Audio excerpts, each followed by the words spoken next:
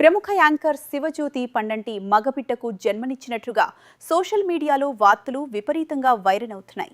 వివాహమైన 10 ఏళ్ల సుదీర్ఘ నిరీక్షణ తర్వాత ఆమె తల్లి కావడంతో అభిమానులు హర్షం వ్యక్తం చేస్తున్నారు. తన కెరియర్ ప్రారంభంలో వృత్తిపరమైన ఎదుగుదలపై దృష్టి పెట్టిన శివజ్యోతి గత 3 ఏళ్లుగా పిల్లల కోసం ఎంతో ఆరాటపడ్డారు. ఈ క్రమంలో ఎన్నో వైద్య పరీక్షలు చేయించుకున్నప్పటికీ చివరకు తిరుమల వెంకటేశ్వర స్వామిపై భక్తితో 7 శనివారాల వ్రతాన్ని ఆచరించిన తర్వాతే తాను గర్భం దాల్చానని ఆమె గతంలో ఎంతో భావోద్వేగంతో వెల్లడించారు. ఈ ప్రయాణంలో ఆమె ఎదుర్కొన్న సామాజిక ఒత్తిడిని కూడా ప్రస్తావిస్తూ పిల్లలు లేని వారిని లేదా పెళ్లి కాని వారిని పదే పదే ప్రశ్నలు అడిగి మానసిక వేదనకు గురి చేయవద్దని సమాజానికి ఒక ముఖ్యమైన సందేశాన్ని ఇచ్చారు. ఇటీవలే ఆమె 2 సార్లు అత్యంత వేడుకగా సీమంతం జరుపుకోగా ఆ ఫోటోలు నెట్టింట సందడి చేశాయి.